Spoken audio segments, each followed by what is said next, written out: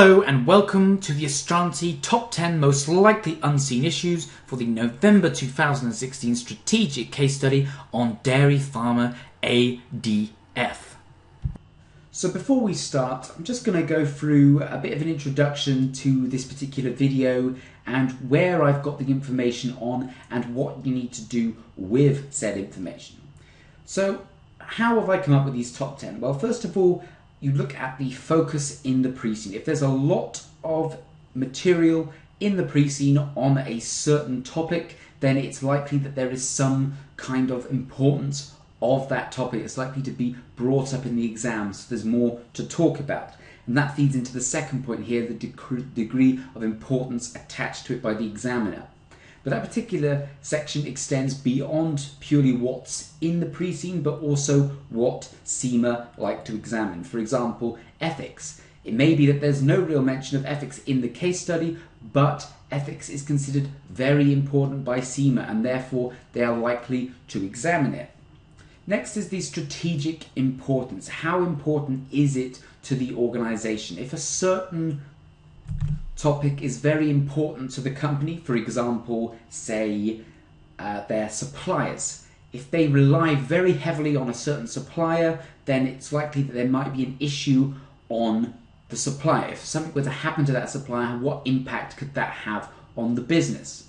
And also, just a more general experience in doing these videos in creating mock exams and reviewing exams in the past, the typical kind of issues that come up, and what kind of things have the examiner brought up in the past. And my final point here is about how easy it is to write issues on that subject. The people who write the exams are obviously people too, and they will go for ones that they know, that they can write good questions on. So what do you need to do for these issues? Well, first of all, it's important to prepare key models. So this will be things like your SWOT exam, like SWOT analysis, like your PESTLE analysis. Because building up this information now will help you to adapt the new information given you in the unseen, or help you to have that context to apply the unseen material. Next thing you need to do is practice exam questions on these issues. This will help you to understand the kind of questions that will be asked around these topics and how to answer them. And also, this next section here, it will help you to plan these answers in your mind so that when you go into the exam and you start writing, you'll already have a background in which to apply this new information. You'll already have certain points to bring up in your head as you're writing for them. And I've also put some more generic things here, such as the advantages and disadvantages of these certain topics, where they would be used and how models can be used to support them. So let's move on to the top 10 issues now. So my first issue, issue 10, is on risk management. Now, risk management, of course, is a substantial part of strategic level. It's the key P3 topic, and that involves identifying risks, it involves managing risk, mapping risk, and implementing controls, assessing controls over risks. And as we know from the pre-seen, there's plenty of that. We know that the dairy farming industry is one that is littered with risks, risks to health and safety of staff, risks to the well-being of the animals involved in the industry, and also lots of business risks to the organization, whether it's from external pressures such as protest groups, external pressures such as government legislation, and also inter-industry pressure from strong buyers such as these supermarkets.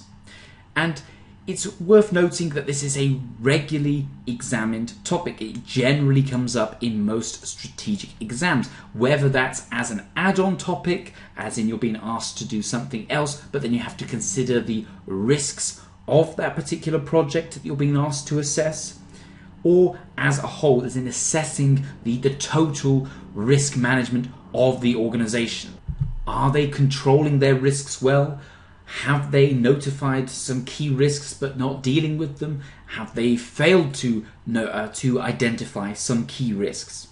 And another reason why I think this is very important and very likely issue is because there was an entire section dedicated purely to risks in the pre-seen. So why would they put all that information in if they had no intention of using it later?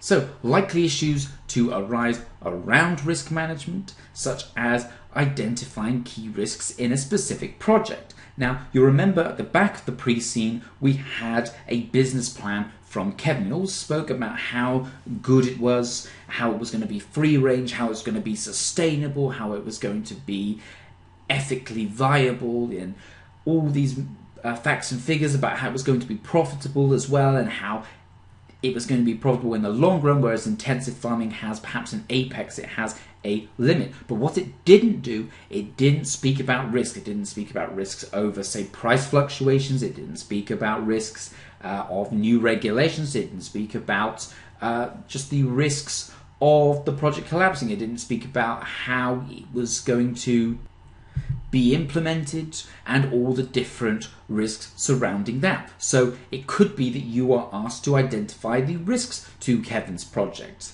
such as, is it financially feasible?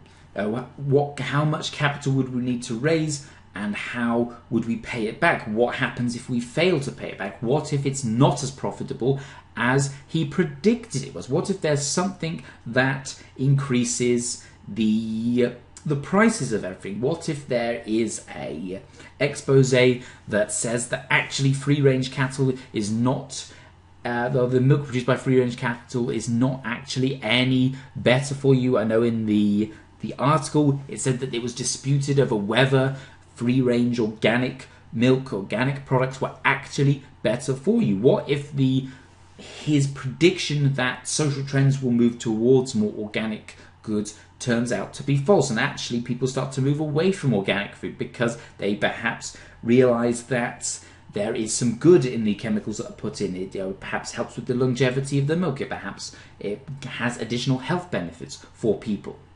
And once you've identified specific risk, it could be another question about how we control these risks. It could be for a project, that project, or any project, or as an organization as the whole. One thing that I did pick out when I was going through the pre-seen was that whilst they had done a good job of identifying the risks, their controls perhaps were not good enough.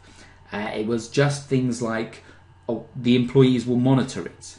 Well, how do they monitor it? How do they know what to look for? How do we check that they are monitoring it to the level expected? And even if they are monitoring it, is that a sufficient action? Do they have the knowledge? Do they have the power to take appropriate action once they have identified such a risk? If not, then that is a lapse in that risk management, a lapse in that risk control. Simply identifying a risk is not taking care of the risks. Another thing to talk about when talking about the pre-seen company, or ADF in this case, is perhaps the look of governance to mitigate the risks. Now, it could be by having an audit committee. Now, they don't have one at the moment. As a small privately run organization, they're unlikely to have the kind of governance structure that a larger corporation had, but there doesn't seem to be any greater overarching committee to oversee risk and control. It's all just this employee here looks after that, that person here looks after that. There's no greater supervisory panel looking after risks, ensuring that all risk control methods are being followed. And also culture could have an impact on this. This is because it is a small family-run organization. It's been around for 150 years. It's been in that family for that amount of time. Therefore, there's probably just a way in which they do things. And as farmers, rather than businessmen, they perhaps think that certain risks are just risks that come with the territory. We've been dealing with disease in cattle for 150 years. It just happens. They perhaps aren't thinking like businessmen in this sense, looking for ways in which they could control disease, ways in which they could overcome disease. And so some key points from the pre-seen. I've spoken about a few of them on the previous page, but I'll just go through them now. So key risks in the pre-seen. So competition, a lot of competition. It's an undiversified product. How can you make milk better? How can you make your milk better than anyone else's? Very difficult. There's a lot of buyer power, strong, big competitors as well. Spoke about how whilst ADF may be the largest or one of the largest independent farms, it's still small compared to the larger milk producing corporations.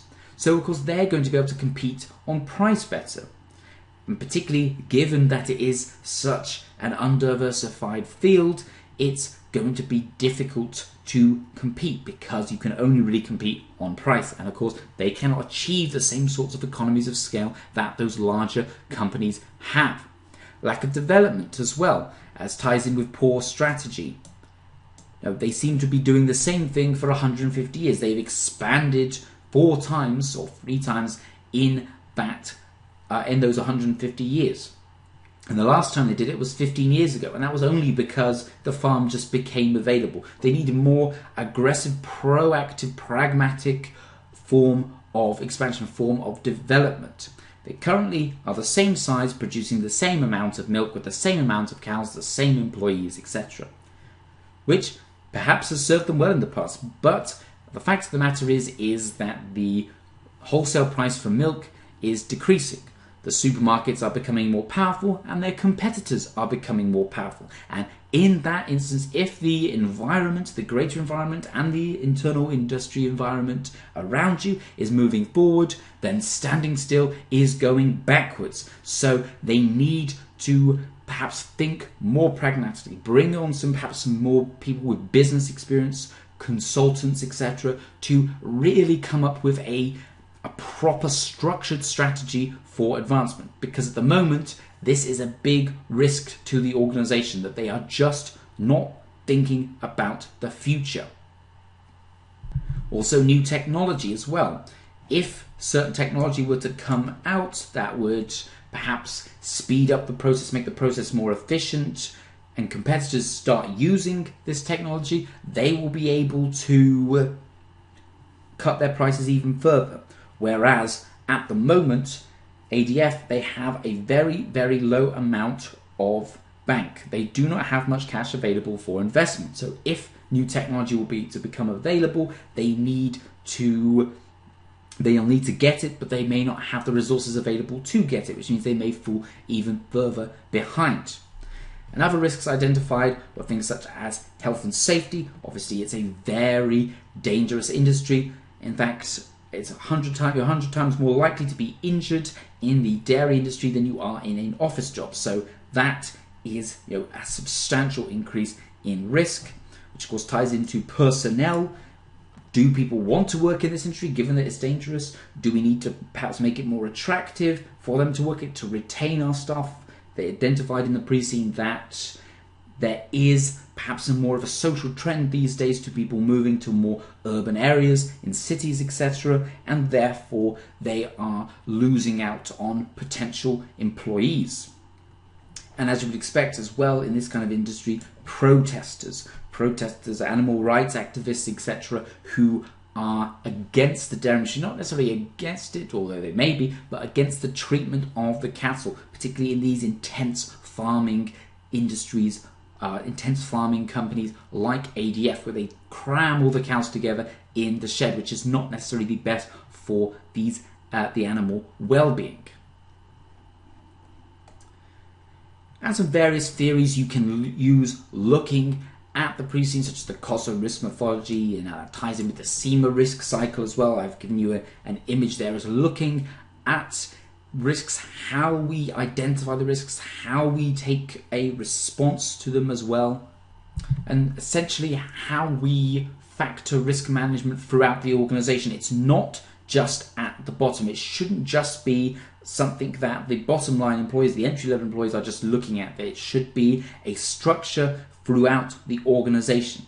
The risk management TARA model as well, once you've identified your risks, how do you deal with them? Do you transfer them? Now, a classic example of this is to take out insurance. Therefore, you transfer the risk of something going wrong to the insurance company.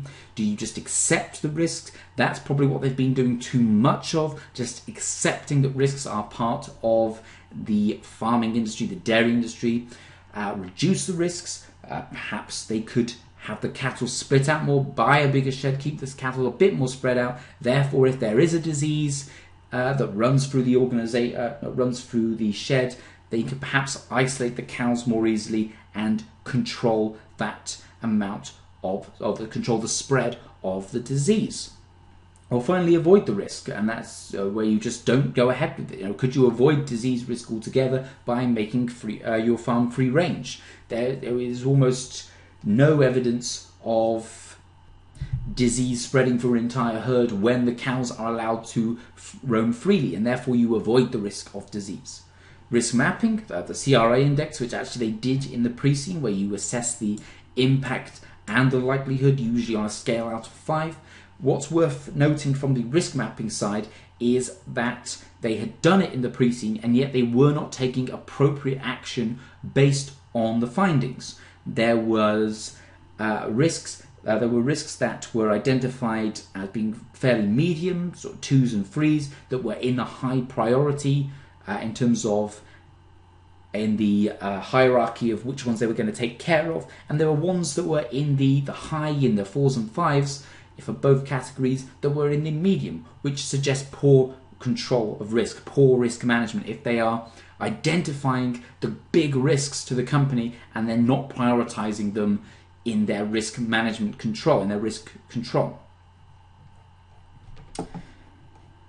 Now, my second issue, issue 9, is on funding. Now, funding, again, is very important to the strategic exam. It is a key F3 topic, and certain things revolving around that, such as debt and equity funding, and differences between the two, the advantages and disadvantages of each, and also cost of capital and dividend policies. Now, as a non-public organisation, dividend policy is unlikely to be an issue unless you were to be asked a question about the possibilities of expanding through public funding, through trading on the stock market. Of course, then dividend policies would be another thing to consider.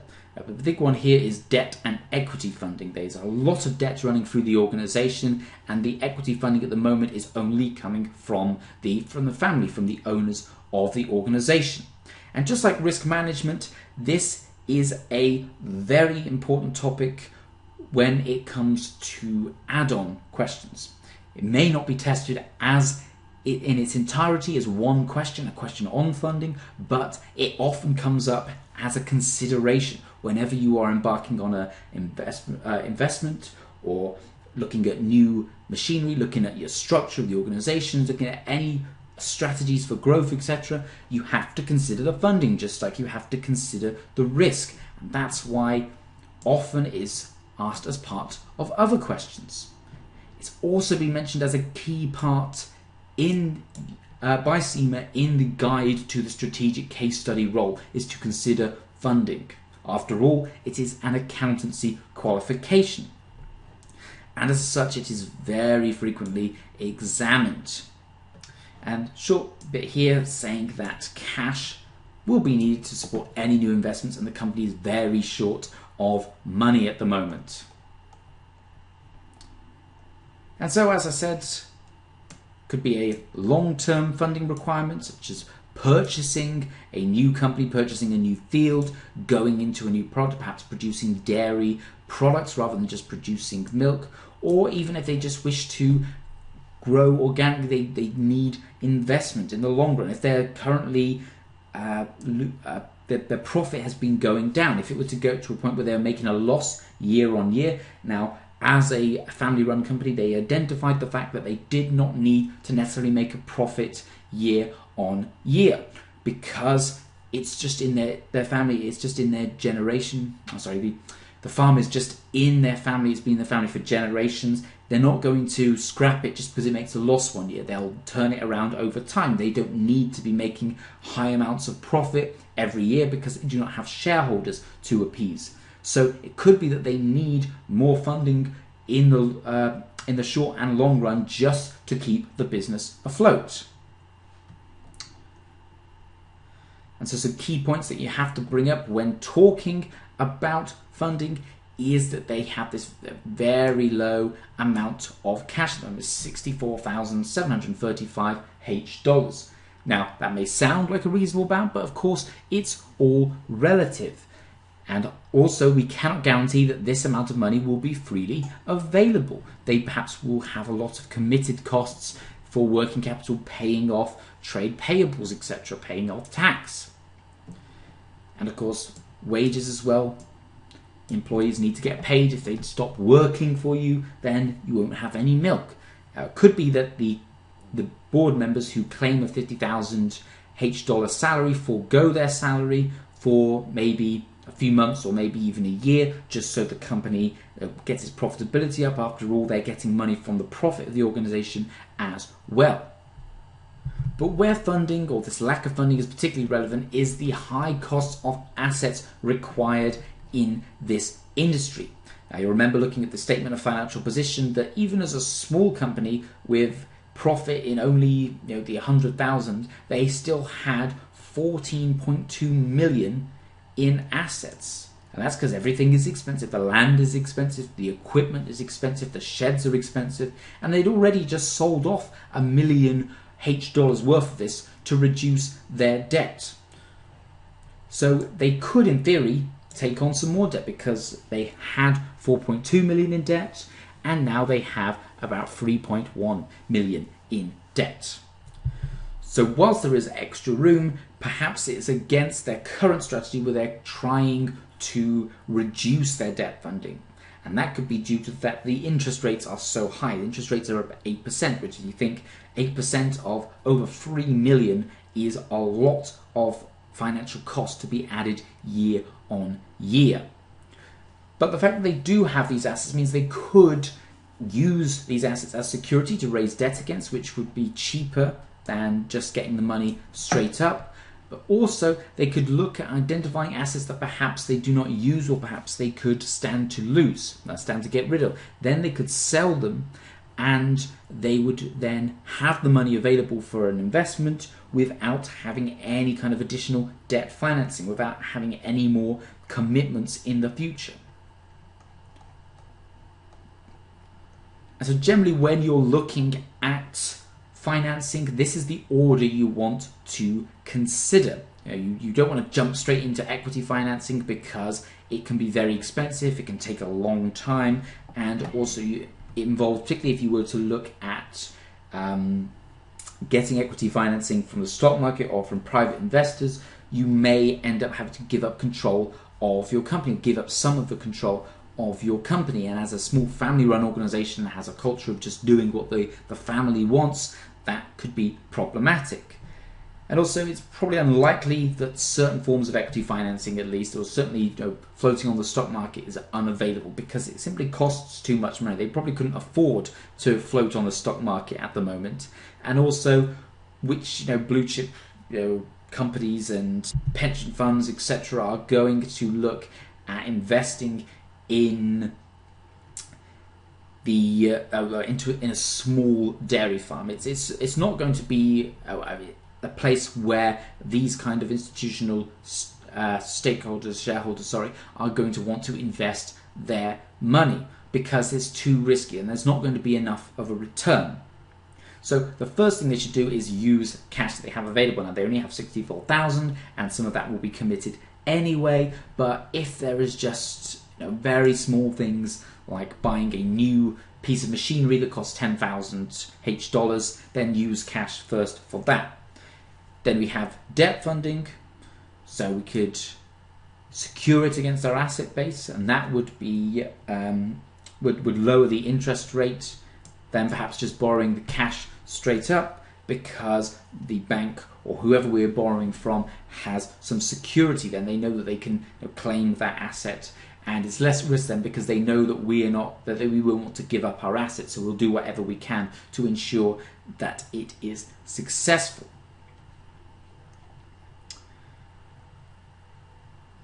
So the key theories when talking about financing, obviously you have the SAF model as well about the feasibility of raising funds, and is it going to provide enough income to warrant taking out additional debt funding or equity funding as well, but also comparing debt and equity. So debt obviously is a good way of getting quick funds. It can be low cost, particularly when compared to equity, which can be costing in terms of both money and also in terms of control of the organization.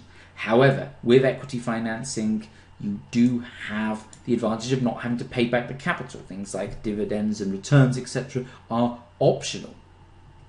And finally, Mendelow's matrix as well is relevant with funding because you have to consider your stakeholders. Will taking out further loan put the company in jeopardy? Will put the company in jeopardy affect certain stakeholders such as your employees, shareholders, etc.? So I hope you've enjoyed this sample video and more importantly found it useful. Before I go, I'd like to quickly tell you about a few of the products that we do here at Astranti Financial Training, specifically for our case study courses. We have a study text which details all the key theories in which you will be expected to use in your case study exam, as well as details of how to approach the pre-seen and the case study. We also have a series of course videos detailing how to answer case study questions. This is actually an area in which many students struggle. Most of the scripts that I've seen, the failing scripts that I've seen, has actually been due to poor case study technique rather than lack of knowledge. We also have a series of pre-seen analysis videos based on the current up-to-date pre-seen, detailing all the key bits of information and likely issues you may face in the exam. Next up is the industry analysis, a pack detailing information about the industry that the pre-seen company resides in, information about the key players within that industry, and more background information on the industry in general. We also have a range of mock exams created for each level and based on the current pre-seen, which is a great way to get some practice in before you sit the real thing. We also offer marking and feedback on those mock exams so you can see where you are going wrong and where you can improve. Finally, we have the master classes. These are 2 one-day classes taken by our expert tutors to give you all the hints and tips you need to really add to your chances of passing the exam. Also, if you take our full course, we offer a pass guarantee, which, provided you have met all the requirements of the pass guarantee, you will get a free resit on the next exam should you fail to pass. So once again, thank you for your time. If you're interested in any of these products, please visit the website www.astranti.com for more information. Thank you.